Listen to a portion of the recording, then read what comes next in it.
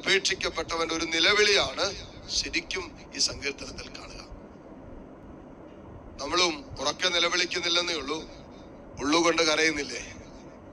പുറമെ ആരോട് പറയുന്നില്ലെന്നേ ഉള്ളൂ, പുറമെ ആരോട് പങ്കുവയ്ക്കുന്നില്ലെന്നേ ഉള്ളൂ. പക്ഷേ കരയാനുള്ള ചില കാരണങ്ങളുമായി സഞ്ചരിക്കാൻ തുടങ്ങിയിട്ട് നാളുകളേറെയായവര് എന്നെ ശ്രമിക്കുന്നുണ്ട്. ഉള്ളുകൊണ്ട് ഇന്നോളം കരഞ്ഞതും വേദനിച്ചതുമായ പ്രാർത്ഥന തന്നെയാണ് സങ്കീർത്തകൻ തന്റെ ഉള്ളിന്റെ ഉള്ളിൽ നിന്ന് ഒരു പരിത്യക്തന്റെ, ഉപേക്ഷിക്കപ്പെട്ടവന്റെ, മാറ്റി നിർത്തപ്പെട്ടവന്റെ വേദനയായിട്ട് സങ്കീർത്തനത്തിലൂടെ പറയും.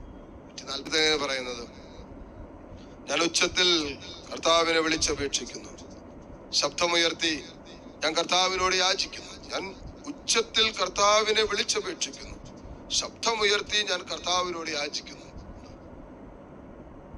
അപ്പോ കർത്താവിനോട് യാചിക്കുമ്പോ, കർത്താവിനെ വിളിച്ചപേക്ഷിക്കുമ്പോ അല്പം ഉച്ചത്തിൽ കർത്താവിനെ വിളിച്ചെന്ന് വെച്ച് കുഴപ്പമൊന്നുമില്ല. ചിലവർക്ക് ദൈവത്തിന് എന്താ ചെവി കേട്ടൂടെ എന്ന് ചോദിക്കും. ദൈവത്തിന് ചെവി കേൾക്കാം, നിനക്ക് ആത്മാവിൽ വിടുതൽ കിട്ടാൻ വേണ്ടിയിട്ടാണ്. പറയല്ലേ, നമ്മള് സ്തുതിക്കുമ്പോ, ആരാധിക്കുമ്പോ ദൈവത്തിന്റെ അനന്ത മഹത്വത്തിനോ നന്മയ്ക്കോ ഒരു മാറ്റവും സംഭവിക്കുന്നില്ല. നമ്മുടെ തെറ്റിദ്ധാരണയാ നമ്മൾ സ്തുതിക്കുമ്പോ ദൈവത്തിന് എന്തോ ഒരു സന്തോഷം കിട്ടുന്നു, അല്ലെങ്കിൽ ദൈവത്തിന്റെ സ്വഭാവത്തിൽ എന്തോ മാറ്റം. ഒന്നുമില്ല. സ്തുതിക്കുന്ന നമ്മളിലാണ് മാറ്റം സംഭവിക്കുന്നത്. ചിലവരൊക്കെ തെറ്റിദ്ധാരണ പ്രാർത്ഥിക്കുന്നത് ദൈവത്തിന്റെ മനസ്സ് മാറ്റാനാണെന്നാണ്. അല്ല, യഥാർത്ഥ പ്രാർത്ഥന എന്താണെന്നറിയാവോ? ദൈവഹിതത്തിനനുസരിച്ച് എന്റെ മനസ്സ് രൂപപ്പെടുത്തുന്നതാണ് യഥാർത്ഥ പ്രാർത്ഥന. ചിലരൊക്കെ തെറ്റിദ്ധാരണ പ്രാർത്ഥിക്കുന്നത് ദൈവത്തിന്റെ മനസ്സ് മാറ്റാൻ വേണ്ടിയിട്ടാണ്. ദൈവത്തിന്റെ മനസ്സ് മാറ്റാനല്ല. അതെങ്ങനെയാണെന്നറിയാവോ?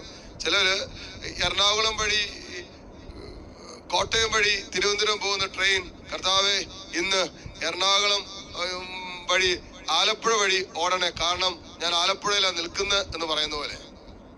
അതല്ല, കർത്താവിന്റെ മനസ്സ് മാറ്റുന്നതിലല്ല പ്രാർത്ഥന ഇരിക്കുന്നത്. യഥാർത്ഥ പ്രാർത്ഥന ദൈവഹിതത്തോട് എന്റെ ജീവിതത്തെ മാറ്റുന്നതാണ് പ്രാർത്ഥന. അപ്പോ ശരിക്കും പ്രാർത്ഥനയിൽ സംഭവിക്കുന്നത് എന്റെ ജീവിതത്തിലാണ് മാറ്റം ഉണ്ടാകുന്നത്. പ്രാർത്ഥിക്കുന്ന ജീവിതത്തിലാണ് അത്ഭുതങ്ങൾ സംഭവിക്കുന്നത്. ഇവിടെ പരിത്യക്തം പറയുന്നത്, നമ്മൾ ഉച്ചത്തിൽ പ്രാർത്ഥിക്കുമ്പോ, ദൈവത്തെ സ്തുതിക്കുമ്പോ, ആരാധിക്കുമ്പോ ദൈവത്തിലല്ല മാറ്റം സംഭവിക്കുന്നത്. മാറ്റം സംഭവിക്കുന്ന എന്നിലാണ്. എന്റെ നാവിന്റെ കെട്ടാണ് അഴിയുന്നത്. മക്കളും വെക്കാനും തെറി പറയാനും വീട്ടിൽ കിടന്ന് ഒച്ചപ്പാടുണ്ടാക്കാനൊക്കെ നല്ല സ്വരം ഉണ്ടായിരുന്നല്ലോ. വീട്ടിൽ കിടന്ന് ഭയങ്കര ബഹളമായിരിക്കും. അപ്പനും അമ്മയും പറയും, പയ്യെ പറയടാ, ബഹളം ഉണ്ടാക്കലടാ, നാട്ടുകാരെ കേൾക്കടാ. കേൾക്കട്ടെ, നാട്ടുകാര് കേൾക്കട്ടെ, വീട്ടുകാര് കേൾക്കട്ടെ, അയൽവക്കക്കാര് കേൾക്കട്ടെ, എല്ലാവരും കേൾക്കട്ടെ. അപ്പുറത്തെ വീട്ടിൽ മാത്രമേ കേൾക്കൊള്ളായിരുന്നു. അമ്മ പറഞ്ഞടാ, സ്വരം താത്തി പറ, പയ്യെ പറ എന്ന് പറഞ്ഞപ്പോ ആ വീട് മാത്രമല്ല, അതിന്റെ അപ്പുറത്തെ വീട്ടുകാരും കേൾക്കുന്ന സ്വരത്തിനാണ് ഇപ്പൊ പറയുന്നത്. ഈ പറയുന്ന ഐറ്റം തന്നെ സന്ധ്യാപ്രാർത്ഥനയെ കൊണ്ടു നിർത്തി നോക്കിയേ. മാത്രം നല്ല ലോങ് ആയിരിക്കാതെ തീർന്നെന്നുള്ളതിന്റെ സൈറിനർത്ഥം. ദൈവത്തെ വിളിക്കാൻ വരുമ്പോ ഒരു സ്വരമില്ല, എന്റെ നാവ കണ്ണാക്കിൽ ഒട്ടിപ്പോയതുപോലെ. ഇവിടെ സങ്കീർത്തകൻ പറയാണ്, ഞാൻ ഉച്ചത്തിൽ കർത്താവിനെ വിളിച്ചപേക്ഷിച്ചു. എനിക്ക് ആരെയും നോക്കേണ്ട കാര്യമൊന്നുമില്ല.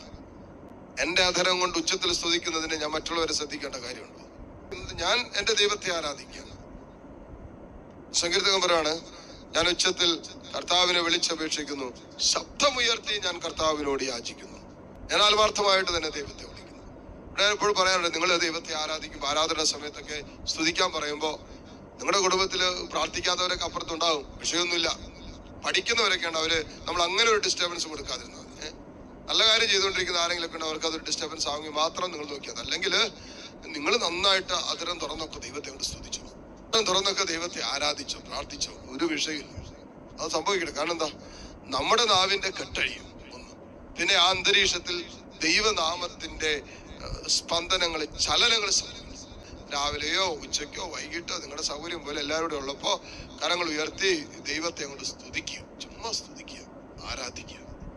തോന്നുന്ന പോലെ നിങ്ങളുടെ മനസ്സപ്പോ പറയുന്നു, ആത്മാവ് പറയുന്ന പോലെ, പ്രേരണ തരുന്ന പോലെ ചുമ്മാ ഹല്ലേലൂയ പറഞ്ഞോ, സ്തുതിച്ചോ, കൈയടിച്ചോ, തുള്ളിച്ചാടിയോ ഒക്കെ അങ്ങോട്ട് ഒന്ന് ആലോചിച്ച് നോക്കിയ എന്തൊരു സന്തോഷമായിരിക്കും. നമ്മുടെ ആവലാദികളൊക്കെ നാട്ടുകാരോട് പറഞ്ഞുകൊണ്ടല്ല നടക്കേണ്ടത്. തമ്പുരാന്റെ മുമ്പിൽ നമുക്ക് പറയാലോ, നമ്മുടെ ദൈവത്തിന്റെ മുമ്പിൽ നമ്മുടെ സങ്കടങ്ങൾ ഇറക്കി വെക്കാലോ. അവിടെ നിനക്ക് ആശ്വാസം കിട്ടില്ലേ, സന്തോഷം കിട്ടില്ലേ, സൗഖ്യം കിട്ടില്ലേ?